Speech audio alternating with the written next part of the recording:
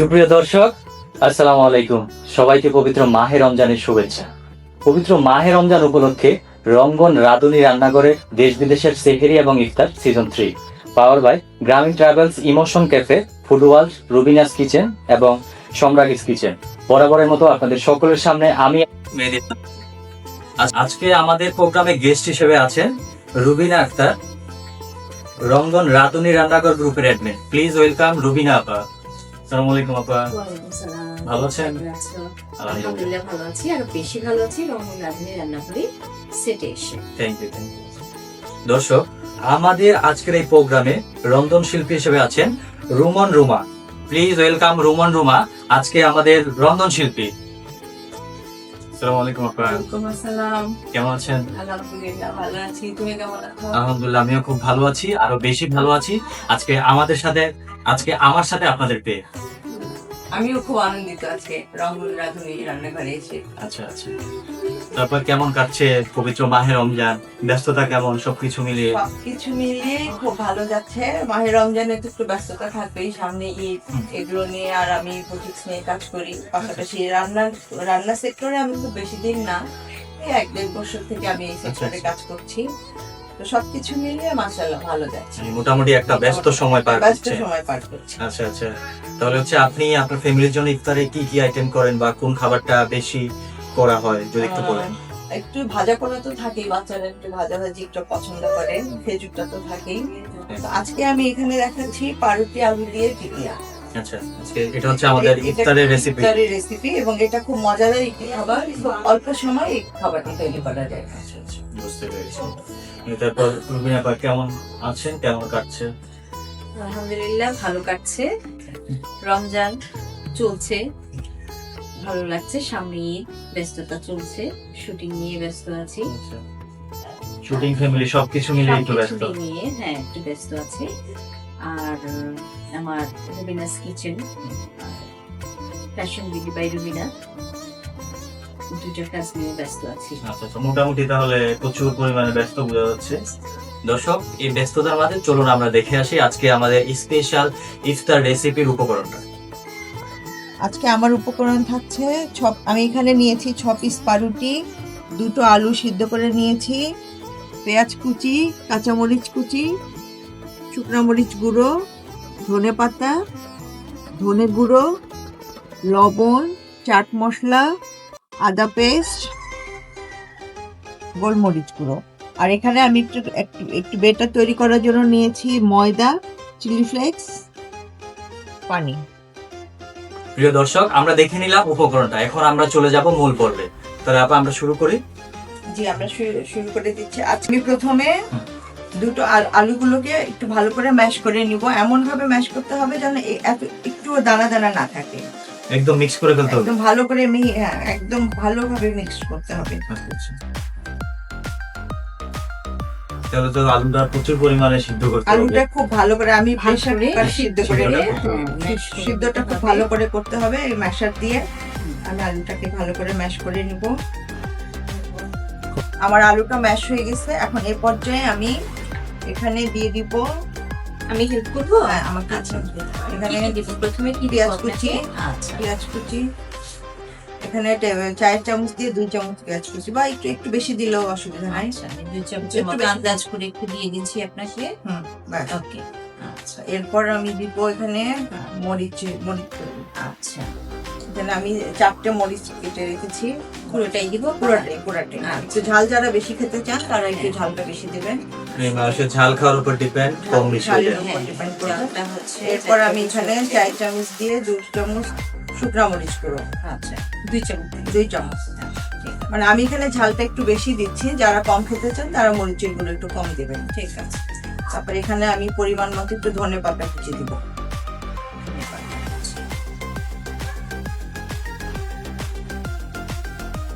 উপকরণ দেখে মনে হচ্ছে খুবই মজার হবে। আসলে ওই খাবারটা খুবই হ্যাঁ। টেস্টি, হ্যাঁ, এবং বাচ্চারাও খুব সবাই খুব পছন্দ, বড় ছোট সবাই খুব পছন্দ করে। এরপর আমি দিচ্ছি 2 চামচ ধনে গুঁড়ো। 4 চামচ দিয়ে 2 চামচ ধনে গুঁড়ো। অনেকে মেজারমেন্ট কোনো ইউজ করতে পারেন। এরপর হচ্ছে আমি গোলমরিচ গোলমরিচ এক চামচ। সবগুলো একসাথে মিক্স করে নিতে হবে না? সবগুলো একসাথে। তারপরে এখানে হচ্ছে আদা পেস্ট এক চামচ। আপনি কি এই রেসিপিটা বাসায় প্রায় করেন? মাঝে মাঝে করি। আমার রমজান মাসে এই রেসিপিটা আমার থাকে। আমার বাচ্চারা খুব পছন্দ। বাচ্চারা পছন্দ করে। চাট মশলা এক চামচ দিয়ে আমার দুই ছেলে ছিল। আমার ছোট বাবু 19 সালে ক্যান্সারে মারা যায়, তো ওর খুব পছন্দের খাবার এটা, লবণ স্বাদ মতো। লবণ স্বাদ। আর একটু লাগবে। ব্যাস। এখন আমি এগুলোকে খুব ভালো করে মাখিয়ে নিব। মাখানির উপরে অনেকটা প্রপারলি মিক্স করে নিবে প্রপারলি মিক্স যাতে হয়ে গেলে মশলাটা সব জায়গাতে যায়। সব জায়গায় যায়। আর এটা মাখানোর উপরেই ডিপেন্ড করে আমার আলুর পুরটা। সেটাতে আমি পরে এটাকে আমি পাউরুটির ভিতরে। খুবই আনকমন একটি ফুড, মানে খুবই লোভনীয়, দেখে মনে হচ্ছে অনেক স্বাদ হবে। সারাদিন রোজা রাখার পরে সারাদিন রোজা রাখার প্রচুর পর খাবার হলে আসলে তখন পেট মন দুটাই ভরে যায়। যেহেতু হচ্ছে আমরা তো ভাজা পোড়া আর রেগুলার আর খাই, একটু সারাদিন রোজা রাখার পর একটু ঝাল ঝাল টাইপ এটা একটু ঝাল ঝাল, আবার তেল মশলা একটু কম বলে, কিন্তু একদম তেল না না দিলে এটা না হবে খেলেও হবে চলে না। না। এনার্জি তো লাগবে আমাদের। আমার মাখানো হয়ে গেছে, এখন আমি যাব পরবর্তী স্টেজে। আমার আলুর পুরটা তৈরি হয়ে গেল, এবার আমি ব্রেডে যাব। আমি প্রথমে পাউরুটির চারপাশে চার কোনাগুলোকে একটু সাইড গুলো একটু কেটে নিব, কারণ এতে আমি এই চপটা বানাতে আমার সুবিধা হবে। চার কোণ আগে কেটে দেবো। চার কোনাগুলো একটু কেটে নিব,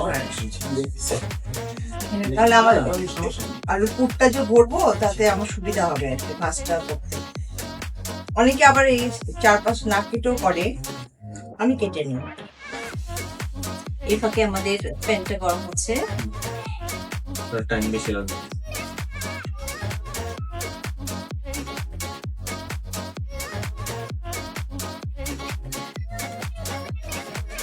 এখন আমি ব্রেড গুলোকে পানিতে ভালোভাবে দুপাশ চুবিয়ে নিব। চুবিয়ে এটাকে ভালো করে আমাকে পানিটা ঝরিয়ে নিতে হবে।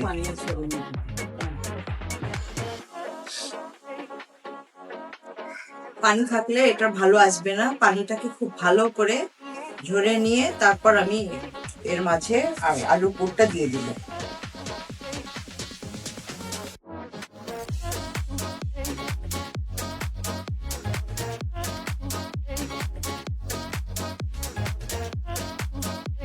এবার আমি আমার টিকিয়াগুলোকে বানিয়ে নেব।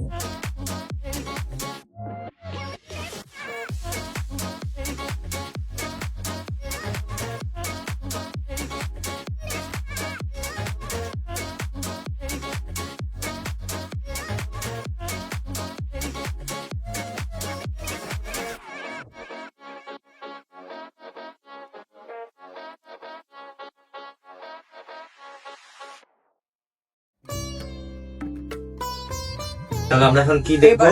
এবার আমি আমার টিকিয়া বানানো শেষ। এবার আমি একটা ময়দা দিয়ে একটু ব্যাটার তৈরি করব। ব্যাটার। এখানে ব্যাটার তৈরি করব। এখানে আমি 2 চামচ ময়দা নিচ্ছি। পানি কি সবাই সবার পরিমাণ? পানি হ্যাঁ, যদি বেশি পরিমাণে কাবাব হয়ে যায়, চপ হয়ে যায়, তাহলে বেশি পরিমাণে করতে হবে। ওকে। আর 1 চামচ চিলি ফ্লেক্স, আর একটু পরিমাণ মতো লবণ দিয়ে এটাকে আমি ভালো করে mix করে নিতে হবে।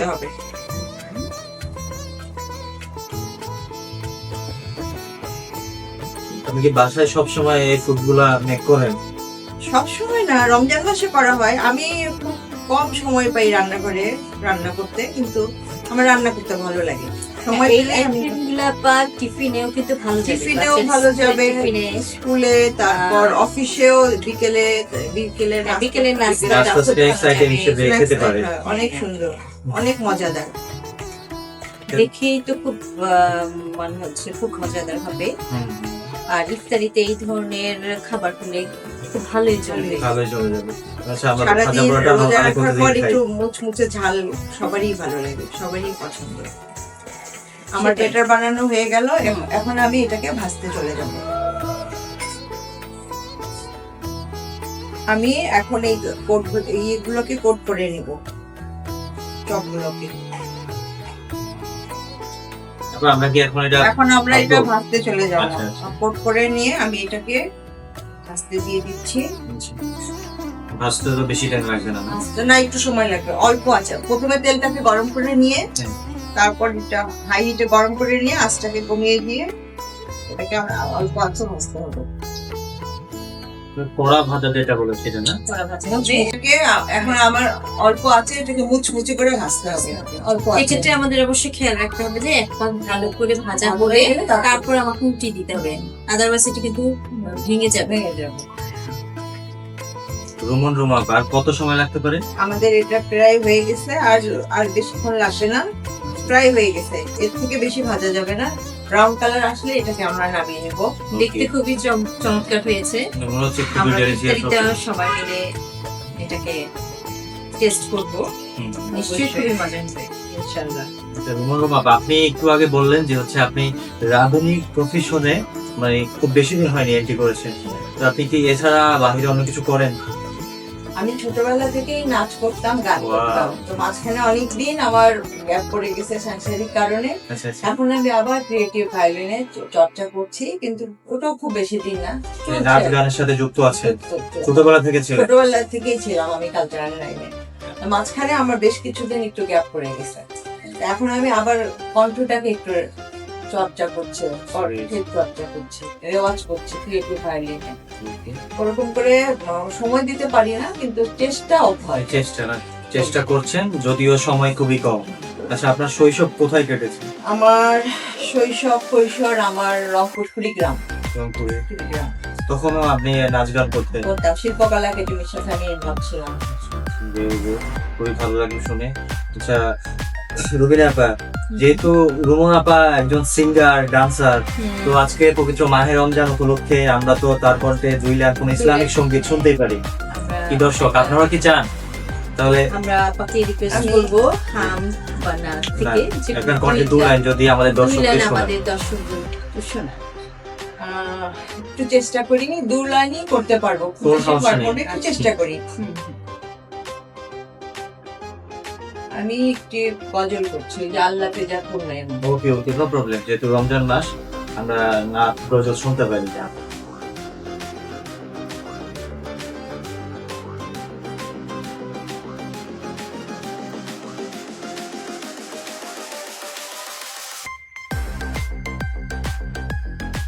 তৈরি হয়ে গেল মজাদার পাউরুটি দিয়ে আলুর টিকিয়া।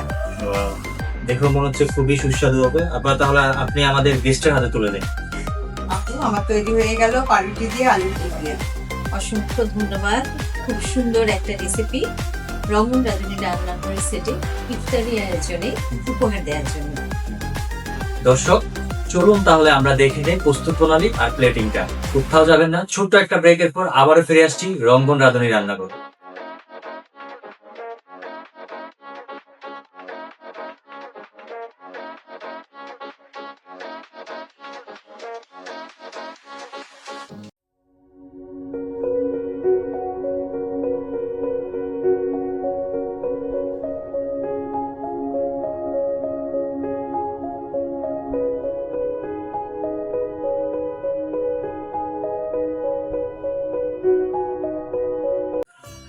প্রিয় দর্শক, ব্রেকের পর আবারও ফিরে আসলাম রঙ্গন রাঁধুনি রান্নাঘরে পবিত্র মাহে রমজানের দেশ বিদেশের সেহরি ও ইফতার সিজন 3 তে।